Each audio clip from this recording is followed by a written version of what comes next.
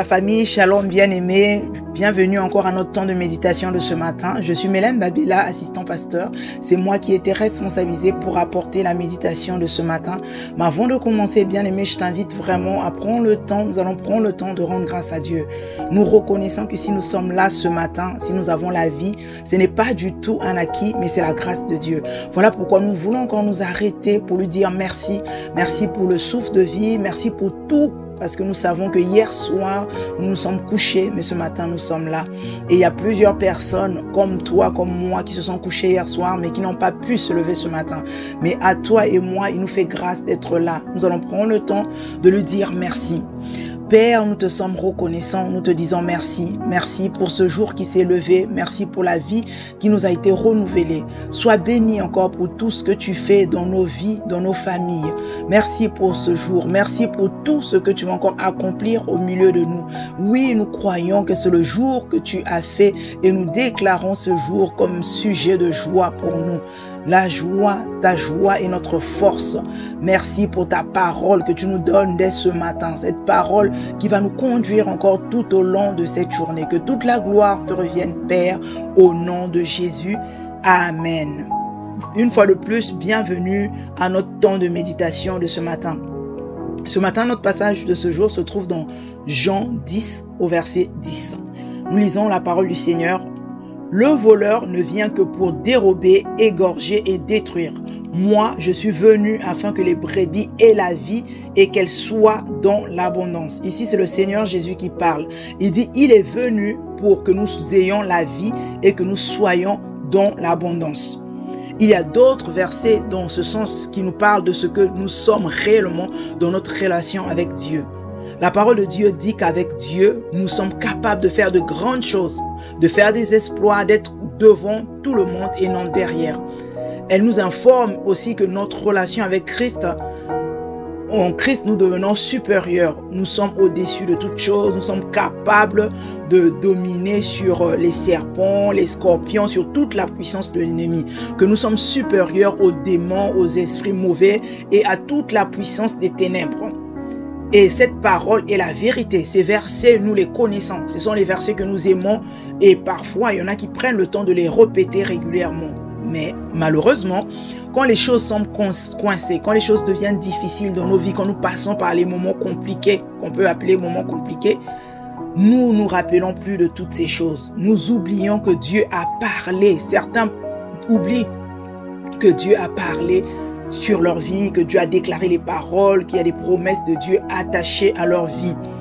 Nous prenons l'exemple sur les enfants d'Israël. Ils avaient une promesse de Dieu. Dieu leur avait dit de sortir d'Égypte. Pourquoi? Parce qu'ils les ont menés vers une terre qu'on appelle la terre promise. Et Canaan, qui était la terre promise où coule le lait et le miel. Mais nous voyons les enfants d'Israël, quand ils sont arrivés devant la mer était un obstacle pour eux. Et derrière, il y avait des Égyptiens. Donc, ils ne pouvaient plus repartir en arrière parce que s'ils repartaient, les Égyptiens les attrapaient. Mais devant, ils ne pouvaient pas avancer. Pourquoi? Parce qu'il y avait la mer. Mais ils ont oublié que Dieu leur avait dit qu'ils vont à Canaan.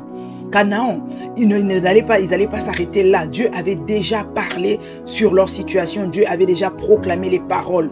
Il y avait une promesse de Dieu, mais ils ont oublié.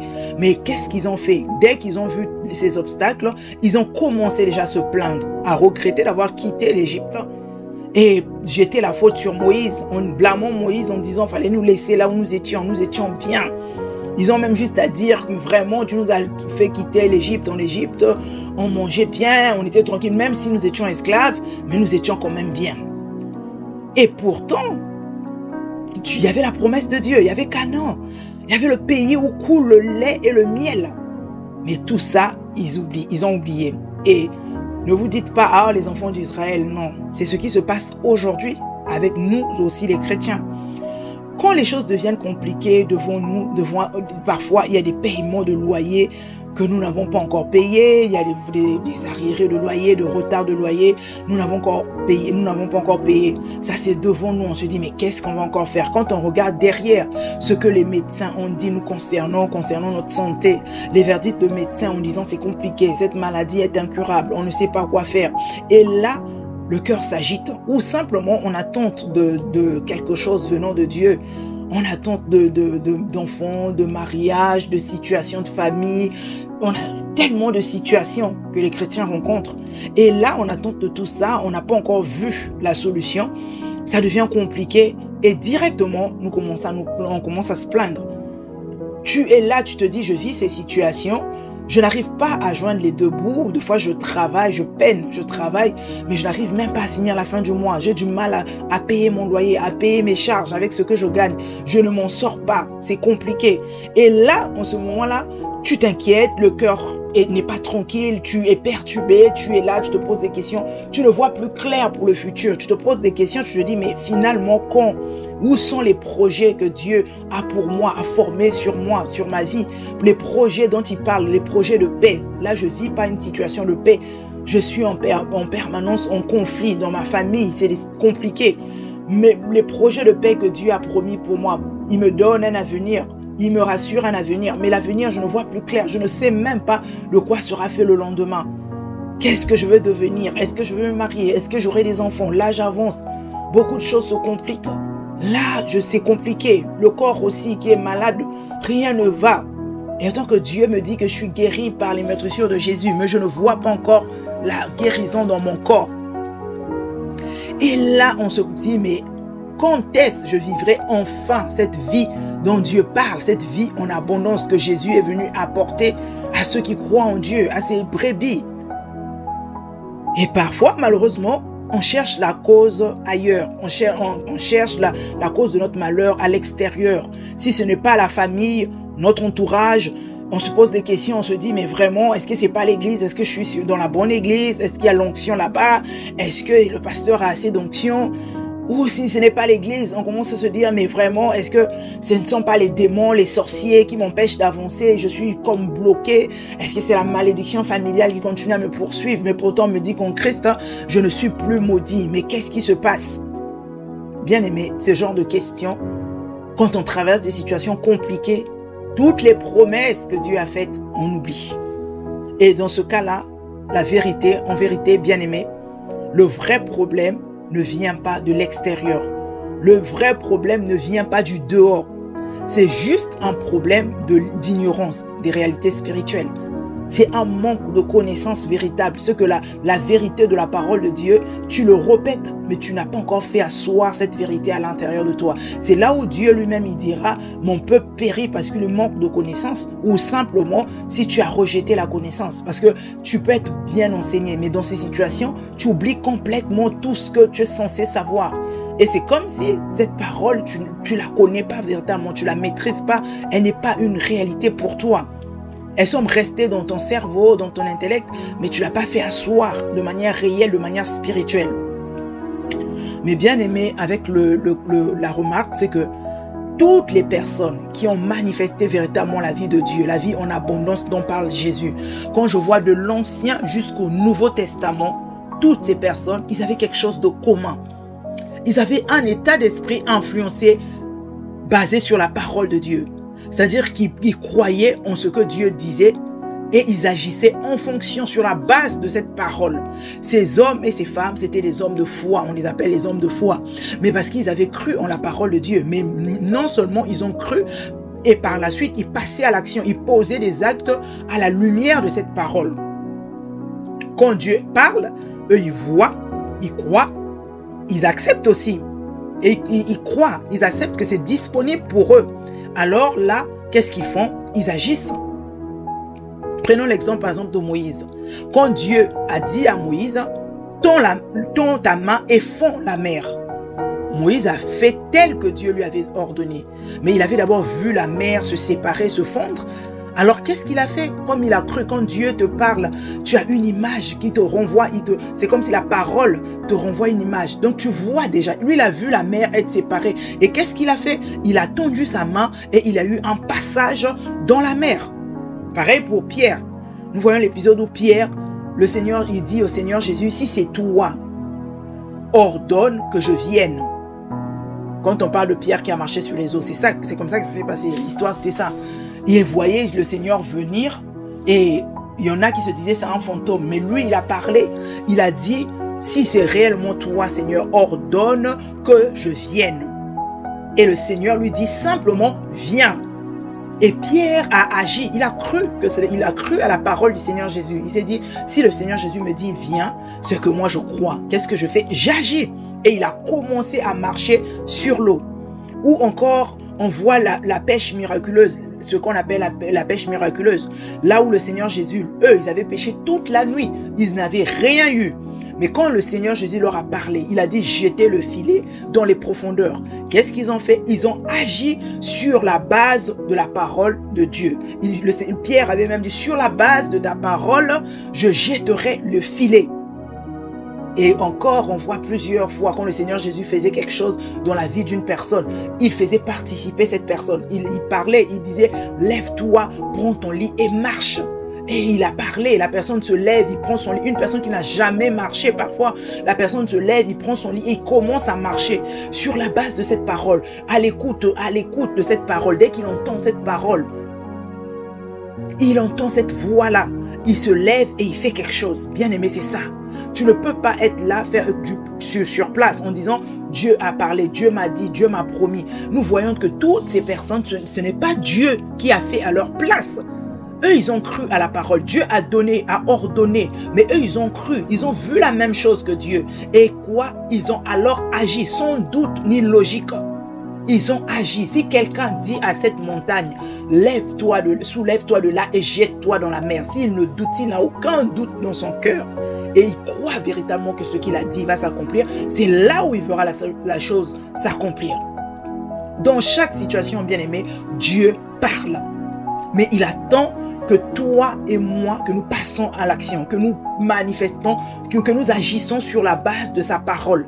Lui, il parle. Mais toi, qu'est-ce que tu fais? Toi, tu dois agir. C'est ce qui manque souvent à certains chrétiens. Ils ont dit, Dieu a parlé, Dieu m'a dit, Dieu m'a promis, Dieu a pourtant dit. Mais qu'est-ce que tu as fait dans la suite? La suite, c'est quoi? Dieu t'a dit, il t'a dit qu'il bénit les œuvres de tes mains. Mais il va bénir les œuvres de tes mains parce que toi, tu vas travailler. Et c'est là où il bénit les œuvres de tes mains. Donc, il y a ton action, il y a ta part à toi. Dieu ne fera jamais quelque chose pour toi sans qu'il passe par toi-même. Il a besoin de toi. Il a besoin que tu participes à ce qu'il veut faire. Donc, ta partie à toi, ta part à toi, c'est l'action. Tu dois agir sur la base de ce que Dieu t'a dit. Tu prends ce que Dieu t'a dit, tu crois, tu vois déjà ce qui va arriver et tu agis parce que c'est la vérité, c'est la parole de Dieu. Il dit, je mets mes paroles dans ta bouche. Pour que tu fasses quoi? Pour que tu agisses? Parce que qu'est-ce que tu vas faire? Tu vas arracher, tu vas détruire. Mais ce n'est pas moi qui vais faire à ta place. Mais c'est toi qui vas arracher. C'est toi qui vas détruire. C'est toi qui vas planter. C'est toi qui vas construire. C'est toi qui bâtis. C'est toi qui fais. Moi, j'ai parlé, moi, j'ai mis mes paroles dans ta bouche et toi, tu agis. Dieu ne fera rien, bien-aimé, à ta place sans ton action. Ça, il faut le retenir, ça, il faut le garder. Dieu aura besoin que toi, tu agisses. Pourquoi? Simplement parce que Dieu, qu'est-ce qu'il a déjà fait le plus grand? Il a déjà mis tout à ta disposition. Il t'a donné sa parole. Là où il y a tout, c'est par la parole que tu peux tout faire. Et qu'est-ce qu'il a encore fait? Il est venu habiter à l'intérieur de toi par son esprit. Le même esprit qui habitait en Jésus, qui a emmené Jésus à agir. Comme le Seigneur Jésus dira encore, mon Père agit. Moi aussi, j'agis. Le Saint-Esprit qui est à l'intérieur de moi, c'est le Père à l'intérieur de moi. Tout ce que je le fais par celui qui est à l'intérieur de moi. L'apôtre Paul aussi l'avait bien compris. Il dit, je puis tout par celui qui me fortifie. Bien-aimé, ce que je voulais te dire ce matin, vraiment arrête d'attendre, ni de te plaindre ou de subir les situations. Dans ta vie, tu es là, tu vois les choses passer. Tu vois c'est comme si toi-même tu es passif. Tu vois ta vie comme ça. Et tu subis des circonstances. Et tant que en toi, il y a Dieu. Avec toi, il y a la parole. Tu as le Saint-Esprit capable de tout. Nous disons Jésus a fait tellement de choses. Mais le même Jésus qui a fait des choses, il y avait le Saint-Esprit en lui. Il est le modèle, il est le prototype, il est le premier à nous montrer l'exemple. Donc en nous, Dieu a essayé avec Jésus, ça a fonctionné. Il a fait la même chose avec nous. Il a mis de son esprit à l'intérieur de toi, à l'intérieur de moi. Le Saint-Esprit est Dieu lui-même qui habite en toi. Avec Dieu, tu fais des exploits. Bien-aimé, maintenant, lève-toi et agis sur la base de la parole de Dieu. Arrête de croiser les bras, arrête d'attendre que Dieu fera, Dieu fera, Dieu fera. Maintenant, c'est toi qui dois te lever avec la parole que tu as et le Saint-Esprit en toi. Crée la vie que tu veux. Appelle à l'existence ce que tu veux voir dans ta vie. Ce qui n'existe pas encore, ce que tu veux, ce que tu désires, ce à quoi tu attends. Tu peux créer cela. De la même manière, Dieu a parlé, il a agi. Toi aussi, agis avec la parole. Crée la vie que tu veux avoir.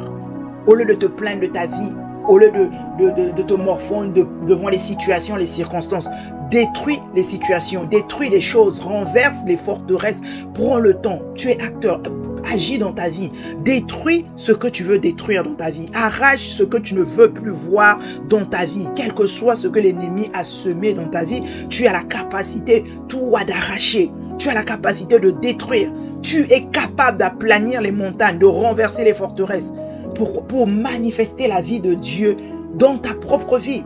Tu es capable de faire les exploits. En toi réside l'Esprit de Dieu. En toi habite Dieu lui-même, la personne de Dieu lui-même.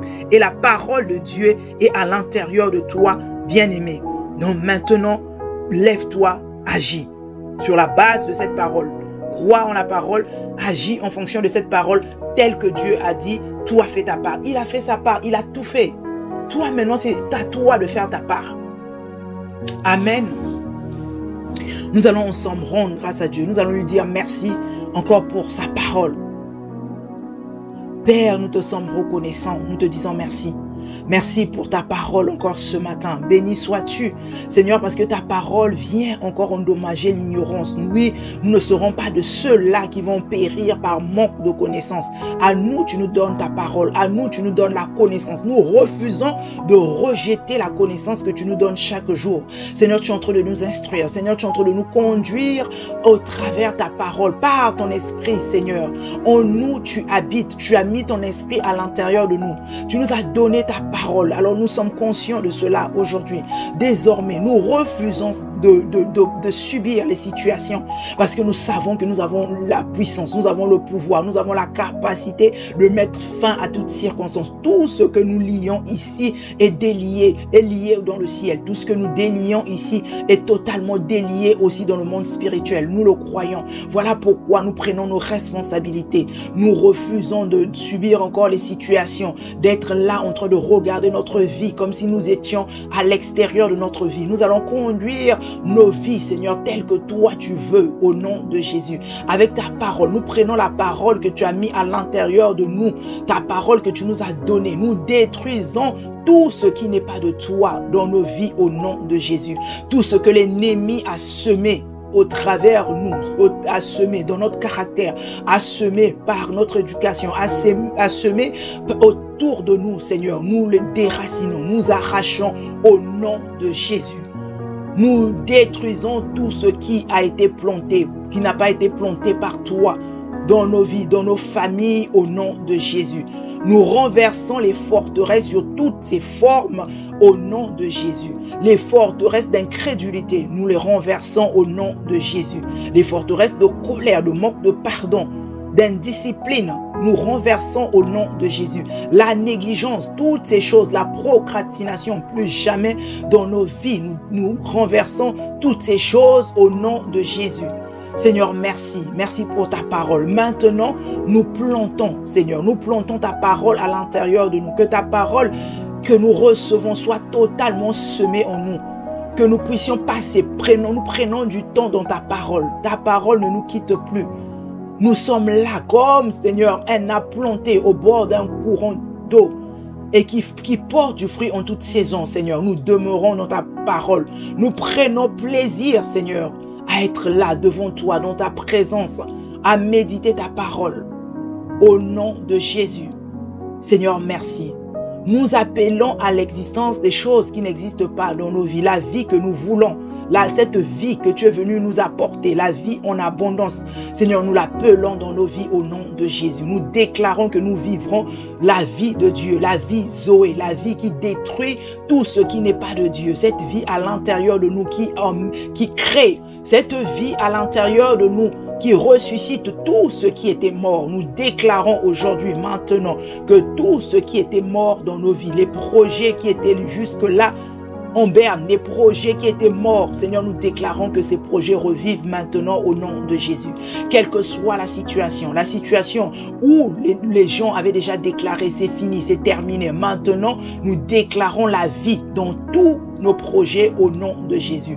Toutes nos entreprises réussissent au nom de Jésus. Nous prospérons à tous égards comme prospère l'état de notre âme au nom de Jésus. Nous déclarons la santé divine à l'intérieur de nous, la santé dans nos corps, la santé dans nos cœurs, dans notre âme. Tout va bien. Nous allons très bien. Nous sommes en très bonne santé, que ça soit émotionnel, spirituel, que physique, au nom de Jésus. Seigneur, merci pour tout ce que tu fais. Merci pour ta parole. Ta parole est la vérité. Ta parole nous fait du bien. Avec toi, oui, nous faisons des exploits au nom de Jésus.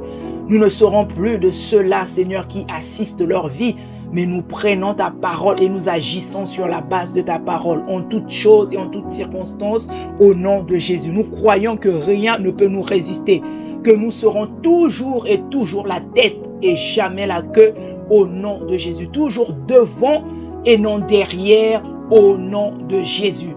Seigneur, merci. Merci pour ta parole. Oui, je crois et je déclare que je marche sur les serpents et les scorpions et sur toute la puissance de l'ennemi. Rien ne pourra me nuire, car toi, tu es à l'intérieur de nous. Que je puis tout par toi qui me fortifie, au nom de Jésus. Je suis capable d'aplanir les montagnes. Voilà pourquoi, quelle que soit la montagne devant moi, je donne l'ordre à la montagne de se soulever et de se jeter dans la mer. Je crois sans douter que cette montagne qui m'a résisté depuis longtemps, cette montagne se jette dans la mer maintenant au nom de Jésus. Plus de résistance, plus rien ne me bloque, plus rien, plus de peur, plus de honte, plus de gêne. Au nom de Jésus, je crois que tout va bien en toutes choses. Au nom de Jésus, que ma vie va de gloire en gloire dans le nom de Jésus. Parce que je crois véritablement que ma vie est un projet divin. Et ma vie est appelée à la réussite. Je fais des exploits. Je vois ma vie être un témoignage vivant pour ta gloire au nom de Jésus. Seigneur, merci. Merci pour tout ce que tu fais pour nous. Béni sois-tu pour le bien que tu nous fais, Seigneur, dans cette famille.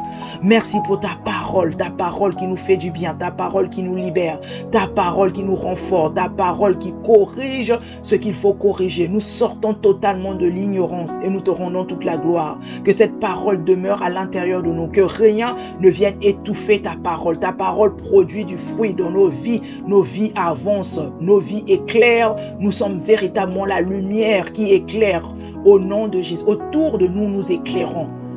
Dans notre entourage, dans nos amis, dans nos collègues au travail, partout, nous sommes véritablement la lumière, une source de bénédiction pour toutes les personnes autour de nous. Merci Seigneur pour tout, que toute la gloire te revienne encore en ce jour, Père, que nous recommandons à ta grâce. Merci pour le bonheur, ton bonheur à toi, qui ne se fait ta bénédiction, qui ne se fait suivre d'aucun chagrin, qui nous accompagne encore tout au long de cette journée. Que toute la gloire te revienne, Seigneur, pour des excellentes nouvelles. Merci, Père. À toi l'honneur, à toi la louange. Au nom de Jésus, avec action de grâce, nous disons Amen. Amen. Je nous souhaite encore à toutes et à tous une excellente journée. Shalom, shalom, shalom.